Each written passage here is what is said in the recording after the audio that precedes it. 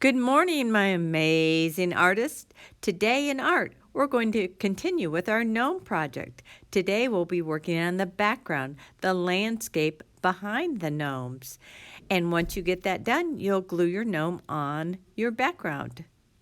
You guys did such a great job. I'm so very proud of all of you, and I love how cute they are and how different they all are. They each have their own personalities.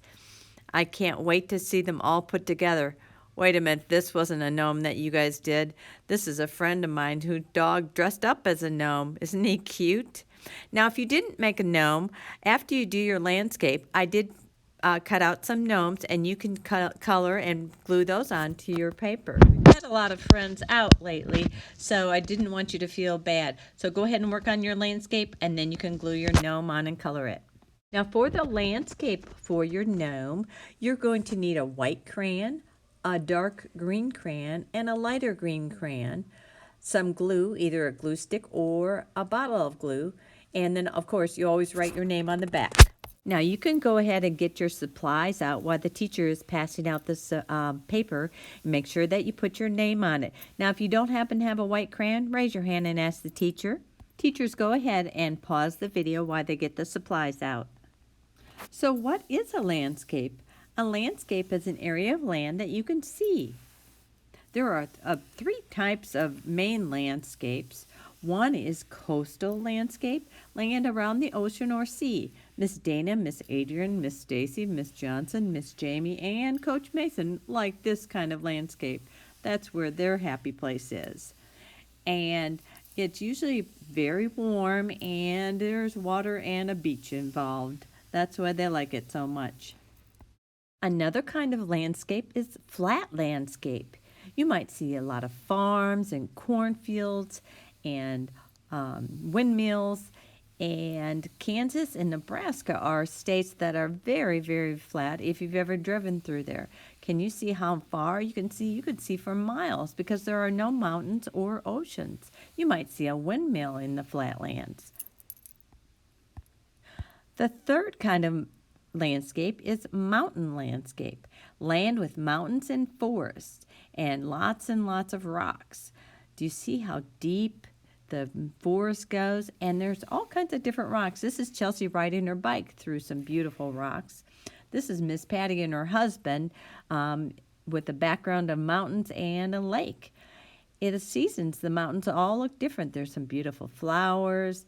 And in the summertime, there's lots of sunshine. And in the fall, the flowers and the trees turn different colors. This is Chelsea trying to walk up a mountain. And sometimes in the mountains, it is fall and winter at the same time. Then in the fall colors turn, and this is a flat, kind of a flat area. And so the landscapes can look different in all the seasons. This is a winter landscape, which is the kind of landscape we're going to do for the gnomes.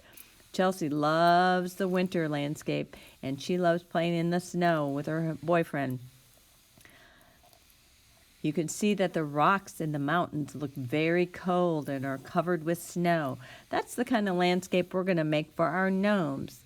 We're going to make some little hills with some snow coming down and maybe a few trees. So now that you have your supplies ready, we're going to get ready to get started. Are you ready?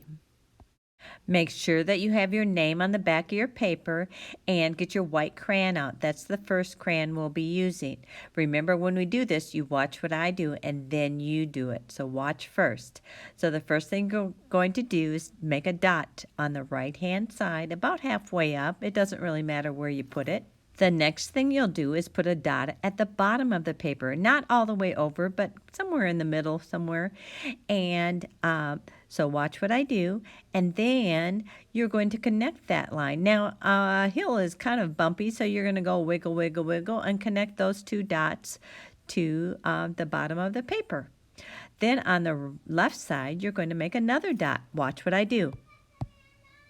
So you're going to connect that dot to somewhere in the middle of the paper to the line. Don't go past the line till you made your two hills or two mountains. Remember to make them kind of wobbly.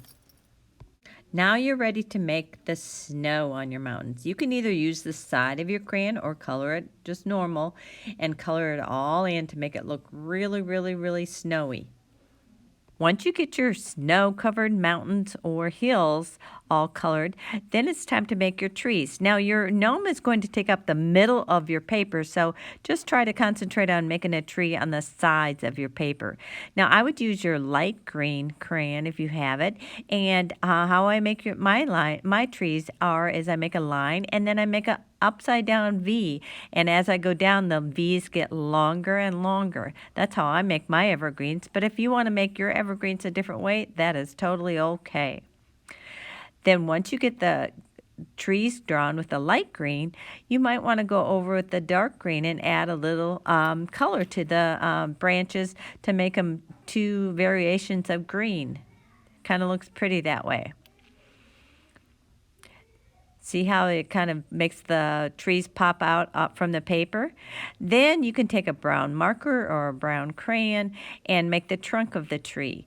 And just put a little bit down there and make it stick in the snow, just like this. But again, you can do whatever you want to. You can add your own variations of trees or any details that you want to. I'm just giving you some ideas. Once you get your trees drawn, it is time to add the snow coming down. Now you can add any kind of snow, draw any kind of snow that you'd like. You can do the little dots or the little line for the snowflakes. Any kind of snowflakes you'd like to make, that is just fine, or any details you'd like to add. Sometimes I add a little white to the trees to make them look like they're snow covered. Then you're going to take your gnome and put a bunch of glue on the back and hold him down for about 30 seconds to make sure he's not going to go anywhere. And isn't this a cute project that you've finished? We are so very proud of the great job you guys did with your gnomes, and I can't wait for you to share them with your families. We just had a great time with you guys and drawing gnomes with you, and I hope you have a happy holiday. Bye.